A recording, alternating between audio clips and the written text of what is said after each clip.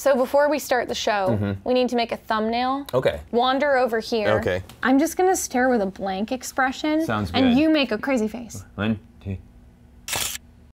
3 Ewoks in a trench coat. Okay. Boba Fett's grandfather. Oh my god. Yeah. It makes so much sense. It does. R5-D4 had the Force, so he knew he had to sacrifice himself.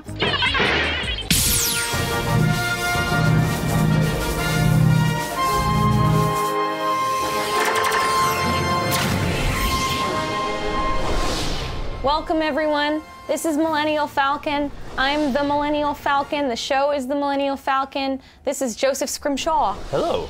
Hello, Joseph. I am happy to be here. Okay. Are you happy to be here, Jenny?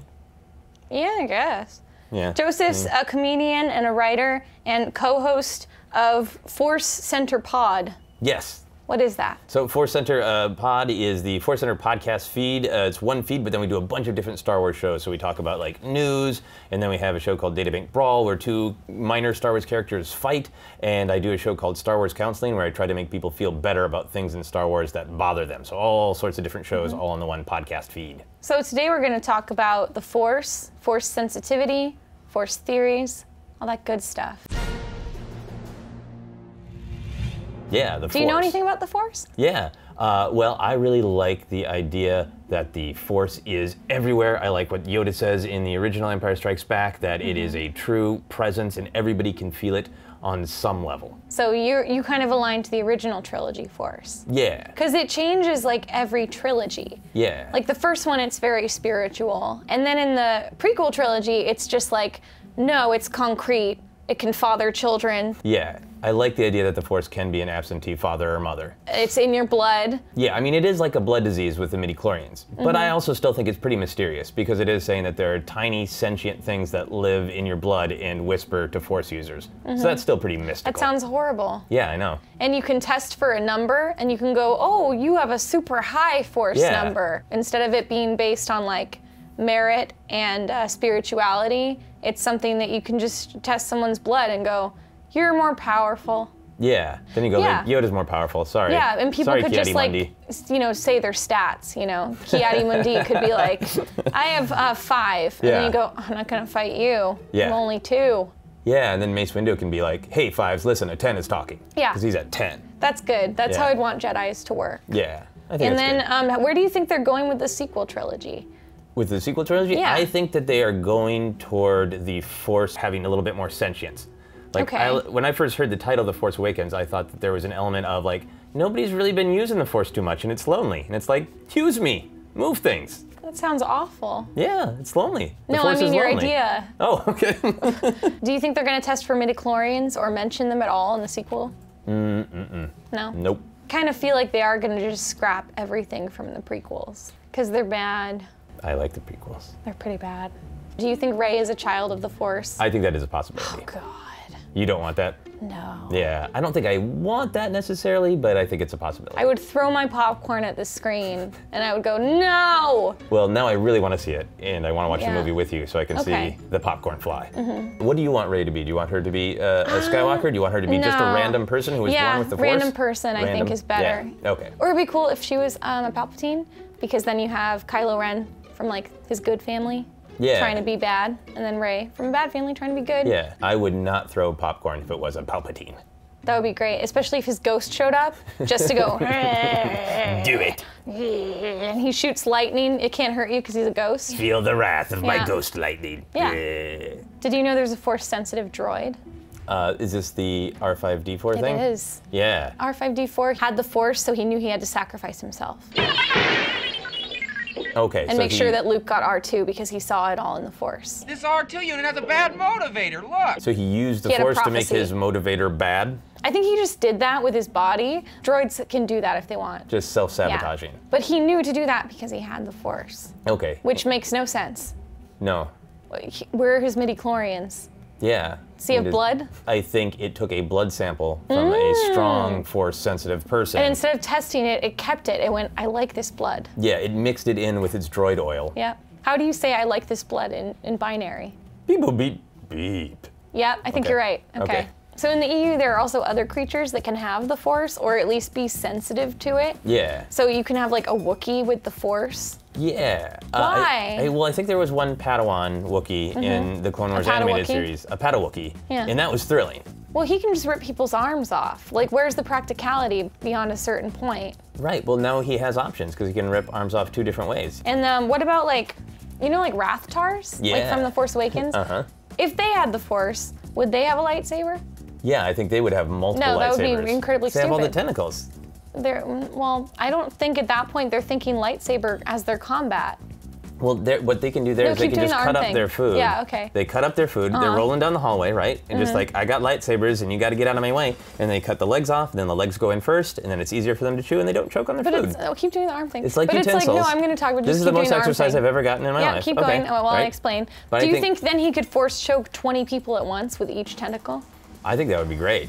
I just think past a point, it doesn't make sense for things to have swords. That's would you what give Star an Wars is elephant a about. sword to Yes. fight with? You Yes. would. Well, I mean, I would too, but not if I wanted him to like fight well. Yeah, I would give anyone and anything a lightsaber. Okay. That's the spirit of Star Wars. That's good. Laser swords. That's good.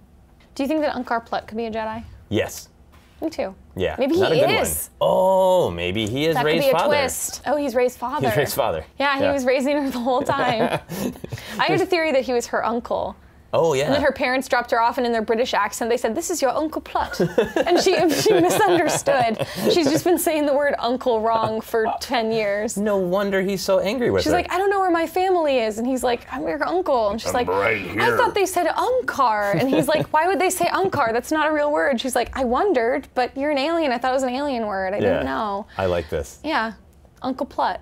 Uncle Plutt. Have you seen Rogue One? Yes. I'm so sorry. Do you dislike Rogue One? No. Anyway, Rogue One has those monks that are like force sensitive. Yes. You know, Chirrut is one of them. Yeah. They have that temple of guys where it's like they're force sensitive and they like believe in the force as a religion, but they don't fight like Jedi. So like lazy Jedi. Yeah. They can feel the Force maybe, but they can't do anything about it. That's so boring. Yeah. It's like if you could sing with perfect pitch in your own head, but then when you try to do karaoke, it's just a nightmare. That's everybody. It's like if he was everybody. Yeah. So in Revenge of the Sith, Obi-Wan says, "Only a Sith deals in absolutes." Only a Sith deals in absolutes. That's an absolute. Yeah. How do you reconcile this? How does that make sense? I have 2 different ideas for my headcanon for that. Okay. Either Obi-Wan is just so mad and so upset that he doesn't hear what he's saying. I also like the idea that George Lucas put it in there on purpose to show the hypocrisy of the Jedi. I don't think that's the case. I know, but I said I like the idea. It's a lovely headcanon. I What a live in my beautiful head. world it's from. I just Now, what do you don't think like of it. this theory? Do you agree or disagree? The Force isn't real, and all the Jedi are just doing Chris Angel-style street magic. No, that's terrible. What? No? No, It's because supported in canon.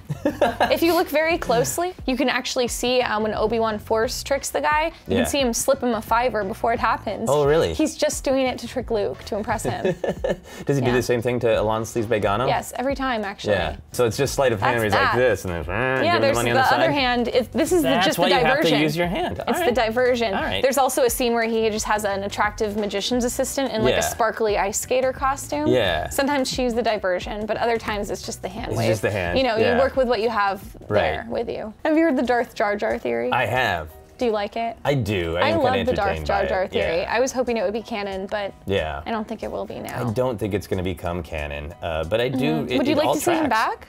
Jar Jar? Yeah. Yeah. I think I would love a Jar Jar return. Just unironically, the characters are in like a really bad situation, and then Jar Jar just comes in. He's just got so many guns strapped to his body. He does the most amazing action sequence that's ever been in any Star Wars movie. So even the haters are like, "Oh my god!" And it's the final fight scene of the movie where he actually doesn't even do anything. She just gets saved by Jar Jar, Oh, and then yeah, they kiss hey. passionately. Okay. Camera's spinning around them, and it's playing the soaring like doo doo. And what does the kiss sound like?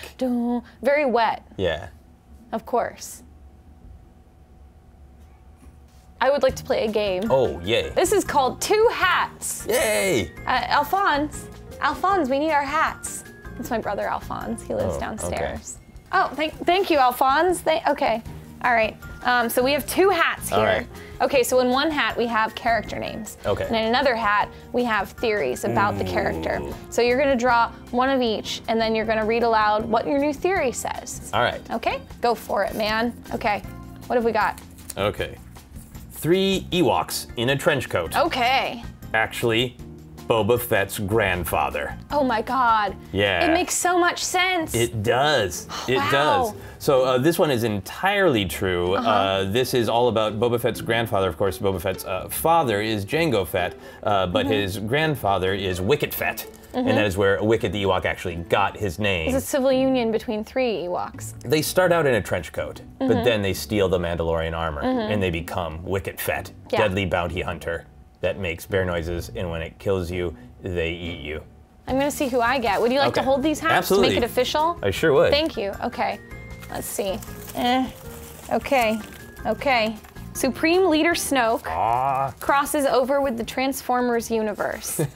So the Allspark is actually a holocron, ooh. and Snoke wants to get it, so he has to go to Earth in modern day. He meets Mark Wahlberg, who has the holocron, but there's another person who wants the holocron. It's Megatron. Oh my God. Wow. So you have Snoke versus Megatron. He teams up with Optimus Prime, not even knowing it's the good guys. Oh, Optimus no. Prime is like, oh, this nice guy, Supreme Leader Snoke, is gonna help me get the Allspark back. Yeah, it's a great kind of odd couple comedy romp. Yeah, I think that's solid. It's your turn. All right. Okay, make it a good one. Inventor of the pod race, Daisy Ridley, the actress. So, Oh. Daisy Ridley, the actress, is the inventor of the pod race. Okay, yeah. Daisy Ridley is really sharp. She's really intelligent. She is a fast study. And the world is just really too slow for her because she is operating at a level much faster Yeah, than the rest of she us. needs to get to film premieres at the speed of Yeah, light. At the speed of light. Or at And- least, 100 miles an hour, which is about how fast the pod racers seem Yeah. to go. My turn. Okay, gonna get some good papers. Chewbacca's son, Lumpy, Oh, yeah. from the holiday special, also secretly married Padme. Okay. Yeah. That makes sense. It was probably her ghost at that point. Yeah. Well, actually, we don't know how the Wookiee lifespan works. Yeah. Chewbacca could be extremely old. He appears to be because he was already like in his prime in the prequels. Yeah. So it's possible that his son Lumpy, by the time we see him in the holiday special, is 40 years old. And she actually just like collects husbands. Oh, okay. Is it tactical? That's why she agreed to marry Anakin so quickly, and that's why she insisted on keeping it a secret. She's like, we can't tell anybody because she's two-timing him.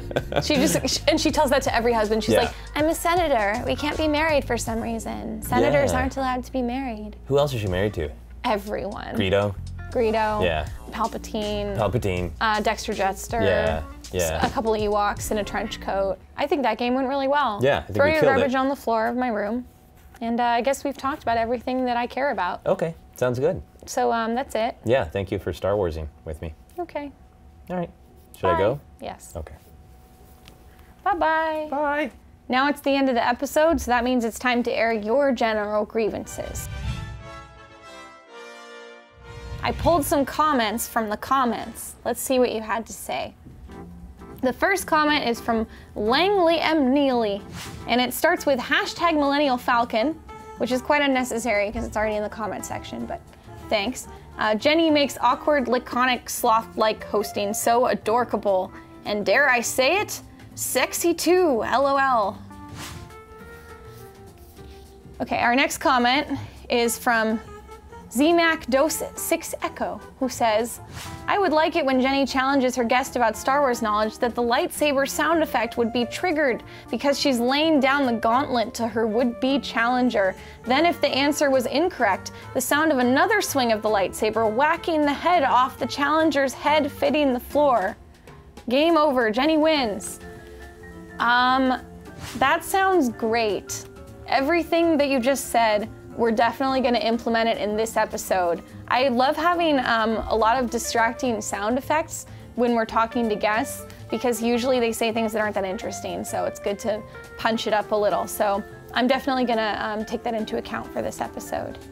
And our last comment is from Nat4200, who said, "What's the joke with responding to criticism by pointing out the commenter doesn't have a YouTube show? Snarky humor can be funny, but the thing with Anna's comment just seemed like you were being vindictive." Well, that's easy for you to say, Nat. You don't have a YouTube show.